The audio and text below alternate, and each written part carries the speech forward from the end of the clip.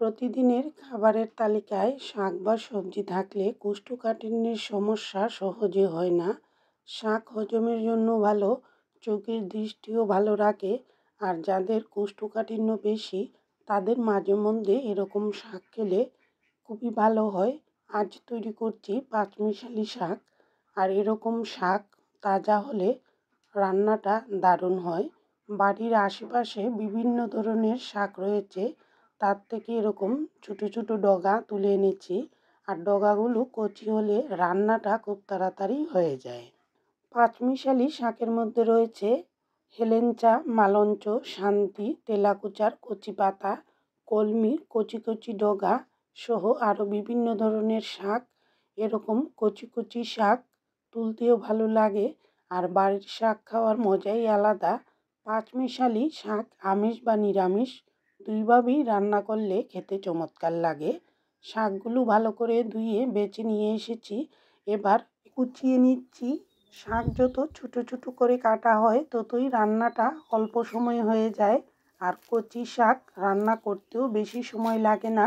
ভালো করে কুচিয়ে নিলাম। ইচ্ছে করলে বড় করেও তৈরি করা যায়, তবে বড় করে কাটলে রান্নাটা একটু দেরিতে হয়। আর এরকম ছোটো ছোটো করে কাটলে তেল মশলা সমস্ত উপকরণগুলো শাকের সাথে খুব সুন্দর মিশে যায়। পাঁচমিশালি শাকের এই রান্নাগুলো এতটাই চমৎকার হয় যে একবার খেলে বারবার খেতে ইচ্ছে করে। আর ইচ্ছে করলে এক থালা ভাত শুধু এই শাক ভাজি দিয়েই খেয়ে নেওয়া যায়। শাকের পরিমাণ বুঝে কড়াইতে 1.5 চামচের মতো তেল দিয়েছি। শাক রান্নায় তেলের পরিমাণটা সঠিক পরিমাণে দিলে খুবই ভালো লাগে, মজাদারও হয় বেশি। অনেক সময় আমরা মাছ বা মাংসে অনেক বেশি তেল দিয়ে রান্না করি, তবে মাঝে মধ্যে শাকসবজিতে তেল একটু বাড়িয়ে দিলে বাচ্চারাও খায় আর সবারই খেতে ভালো লাগে। তেল গরম হয়ে আসলে কয়েকটি বাড়িতে শুকানো শুকনো মরিচ ভেজে তুলে রাখছি। শাকের সাথে এরকম শুকনো মরিচ ভাজা খেতে খুবই ভালো লাগে। আর হালকা আছে শুকনো মরিচগুলো ভেজে নিতে হবে, তাহলে অনেক বেশি মচমচেও হবে।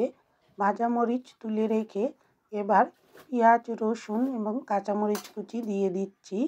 একই সাথে দিয়ে দিলাম যেহেতু কুচানো সবগুলো। এবার পরিমাণ মতো লবণ আর হলুদ দিয়ে দেব।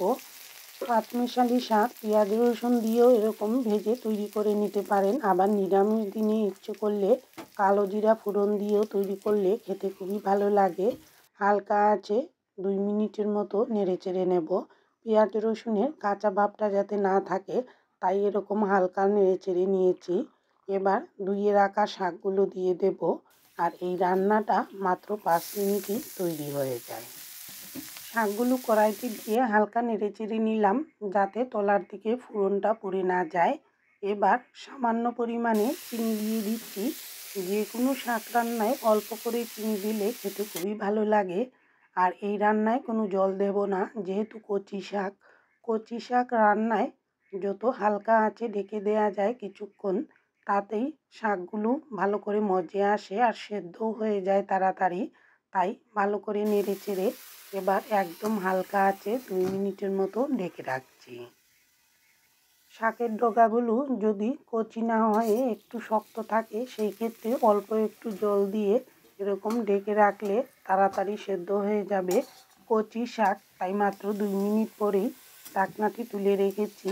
এবার হালকা আঁচে আর একটু নেড়ে চেড়ে নেব। শাকের ঝোল খুব বেশি শুকাবো না, হালকা একটু ভিজে ভিজে থাকা অবস্থায় শাক রান্না করলে খেতে ভালো লাগে। শাকের স্বাদ এবং গন্ধ দুইটাই সঠিকভাবে পাওয়া যায়। বেশি কড়া করে ভাজলে অনেক সময় শাকের স্বাদটাও হারিয়ে যায়, খেতেও ভালো লাগে না। নামানোর আগে লবণটা চেখে দেখে নামিয়ে নিতে হবে। ঝালের পরিমাণটা কম করে দিলে বাচ্চাদের খাওয়ায় কোনো অসুবিধা হয় না। শুকনো মরিচ যদি আগেই এরকম আলাদা ভেজে তুলে রাখা হয় তাহলে পাতে ডলে নিয়েও আমরা যারা বড়রা খেয়ে নিতে পারি। কেমন লাগলো আজকের এই পাঁচমিশালি শাকের স্বাস্থ্যকর রান্না জানাতে ভুলবেন না। আর এতক্ষণ পাশে থাকার জন্য সবাইকে অসংখ্য ধন্যবাদ।